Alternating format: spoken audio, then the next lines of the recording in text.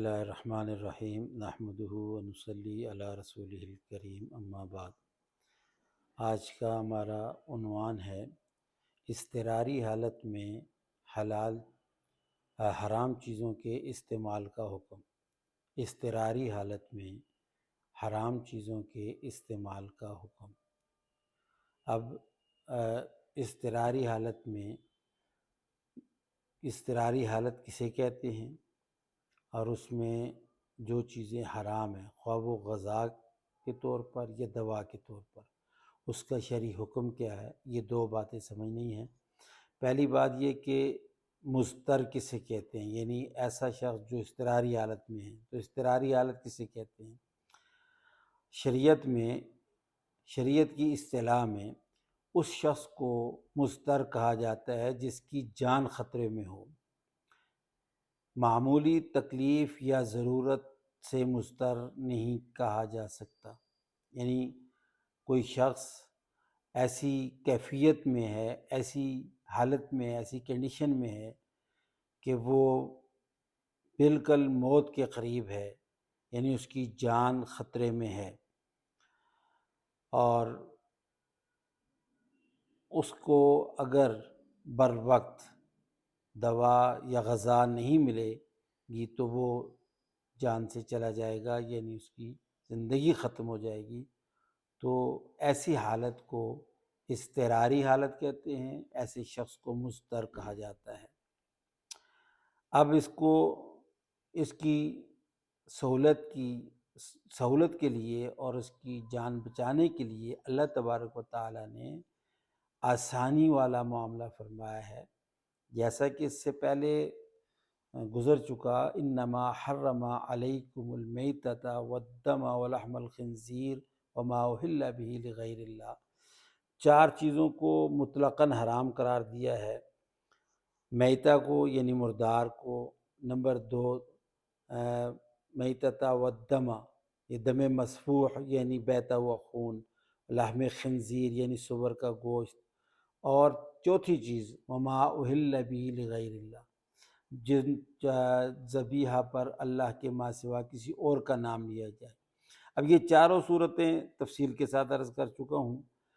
اب یہ چار صورتیں ہوں یعنی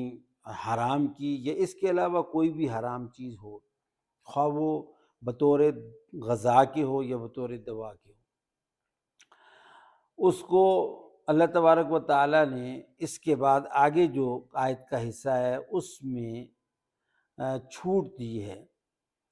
اور یہ ارشاد فرمایا گیا ہے کہ فمن اضطر غیر باغ ولا عاد فلا اثم علیہ۔ فمن اضطر، پس جو شخص اضطراری حالت میں ہو، غیر باغ ولا عاد، دو شرطیں لگائی ہیں۔ غیر باغ، پہلی شرط یہ ہے کہ وہ نافرمانی کرنے والا نہ ہو۔ غیر باغن کا مطلب نافرمانی، یعنی مقصود اس کا کوئی اپنی لذت حاصل کرنا یا کسی قسم کی شہوت حاصل کرنا مقصود نہ ہو۔ نمبر دو ولا عادن، اور اپنا حد سے آگے بڑھنا مقصود نہ ہو، یعنی پیٹ بھر کر کے کھانا یا اس سے اپنی قوت اور طاقت حاصل کرنا یہ مقصود نہ ہو۔ یہ دو شرطیں لگائی ہیں۔ تو ان دو شرطوں اگر دو چیزیں اس میں نہیں پائی جا رہی تو آگے فرمایا فلا اثم علیہ، تو اس پر پھر کوئی گناہ نہیں ہے۔ یعنی یہاں خاص نکتے کی بات یہ ہے کہ یہاں اس کو حلال قرار نہیں دیا، یہ نہیں کہ جی اگر کوئی بندہ مضطر ہے تو اس کے لیے پھر حرام حلال ہو جائے گا، نہیں، حلال نہیں ہے، بلکہ فلا اثم علیہ، اس پر گناہ نہیں ہے، یعنی اس کا وہ گناہ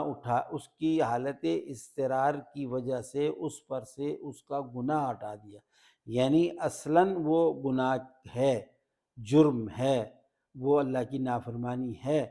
لیکن اگر اس اللہ تعالیٰ نے اجازت دی ہے کہ اگر اس کی جان بچ رہی ہے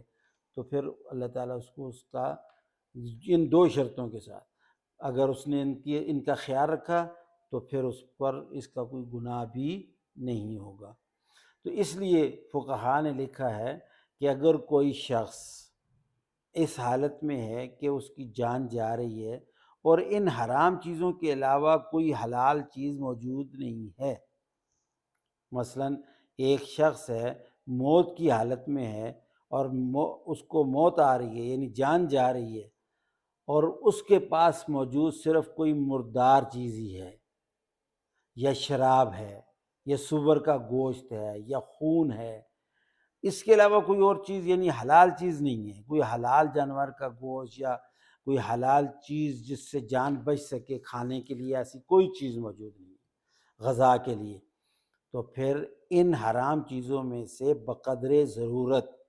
جس سے کہ صرف جان بچ سکے اتنی کھا لے کہ جس سے کہ صرف جان بچ سکے، اس کی اجازت ہے، وہ اب مباح ہے، یعنی اس کو گناہ نہیں ہوگا۔ دوسرا، اگر کوئی مریض ہے، بیمار ہے، اور اس کی بیماری میں اس کو دوا کی ضرورت ہے یا خون کی ضرورت ہے، اور وہ دوا یا خون یا وہ حرام چیز وہ اسی سے ہی اس کی جان بچ سکتی ہے، اس کے علاوہ کوئی ایسی دوائیں جو حلال دوائیں ہیں ان سے اس کی جان نہیں بچ سکتی، یا بغیر خون کے اس کی جان نہیں بچ سکتی، تو اب بطور دوا کے حرام چیز اس کو دی جا سکتی ہے، لیکن اتنی جس سے کہ اس کی جان بچ سکے۔ یہ اضطراری حالت کا حکم قرآن نے بیان کیا ہے، فمن اضطر غیر باغ ولا عاد فلا اثم علیہ ان اللہ غفور الرحیم۔ آگے یہ بھی کہہ دیا کہ اللہ تعالیٰ بخشنے والا، رحم کرنے والا ہے، یعنی اگر کوئی آدمی ان حرام چیزوں سے اپنی جان بچا لے گا، وہ خواہ غذا ہو یا دوا ہو، تو اللہ تبارک و تعالیٰ اس کی جان بخشی کر دیں گے، یعنی اس پر اس کا کوئی گناہ نہیں دیں گے۔ تو اللہ تبارک و تعالیٰ ہمیں قرآن کو سمجھنے کی توفیق